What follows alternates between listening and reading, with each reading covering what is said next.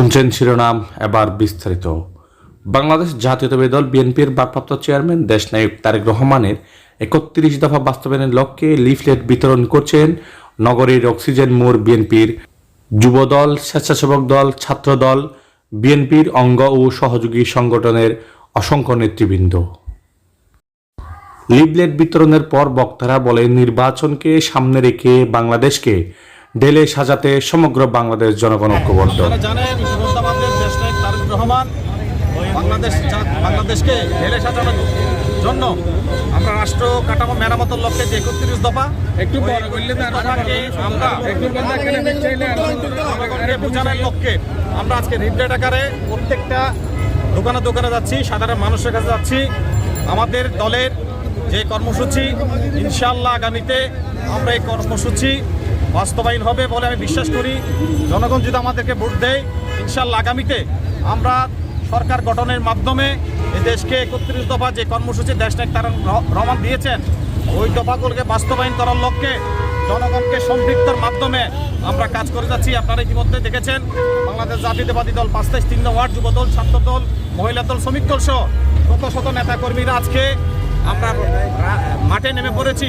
সাধারণ মানুষকে সম্পৃক্ত করে স্বতঃস্ফূর্তভাবে জনগণ আজকে এই ৩১ দফা আজকে গ্রহণ করছেন এবং সমর্থন দিচ্ছেন আমাদেরকে। আমরা বুঝাচ্ছি আগামীতে আমরা কিভাবে রাষ্ট্র পরিচালনা করব। বিগত সময়ে যে দুঃশাসন ছিল, বাংলাদেশের যে দুর্নীতি ছিল, এগুলিকে আমরা সমস্ত কিছুকে ফেলে আগামীতে সুন্দরভাবে দেশকে সাজানোর লক্ষ্যে আমরা ঐক্যবদ্ধভাবে কাজ করবো ইনশাআল্লাহ। আমাদের দেশনেত্রী বেগম খালেদা জিয়া সুস্পষ্ট বার্তা দিয়েছেন, কোনো প্রতিহিংসা পরায়ণভাবে আমরা কারো উপর আক্রমণ করতে চাই না। কারণ বিগত সময়ে যে সমস্ত কর্মকাণ্ড বাংলাদেশের মানুষের সাথে করেছে, ওটা আমরা যদি আবারও মানুষের সাথে করি, তাদের সাথে করে, তাহলে আমরা তো দূষর হয়ে গেলাম। আমরা জনগণের কাছে একটা প্রশ্নবিদ্ধ হয়ে থাকবো। সেই জন্য আমাদের দলের সুস্পষ্ট বার্তা, আগামীতে আমরা বাংলাদেশকে ঢেলে সাজানোর লক্ষ্যে সর্বস্তরের জনগণকে নিয়ে যে সমস্ত উন্নয়নমূলক কর্মকাণ্ড আছে, যে সমস্ত অনিয়ম আছে, ওগুলোকে আমরা ফেলে আমরা নতুনভাবে বাংলাদেশকে গড়ব ইনশাআল্লাহ।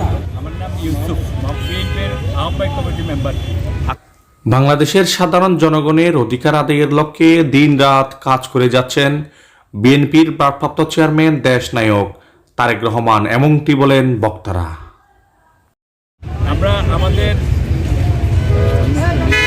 দলীয় প্রধান তারেক রহমানের নির্দেশে আমরা লিফলেট আকারে আমাদের যে কর্মসূচি, যে ৩১ দফা কর্মসূচি, এগুলো জনগণের কাছে পৌঁছে দিই।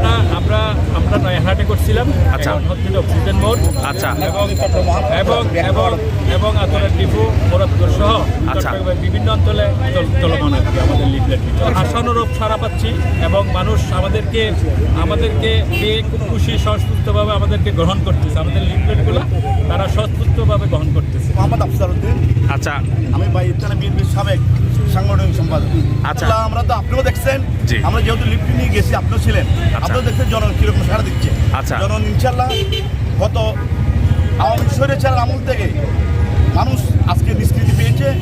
বিএনপি এবং ছাত্র সমন্বয়কদের বিনিময়ে আজকে যে নতুন সরকার গঠন হয়েছে, এখন ইনশাল্লাহ মানুষ বিএনপির প্রতি দাবিত হচ্ছে।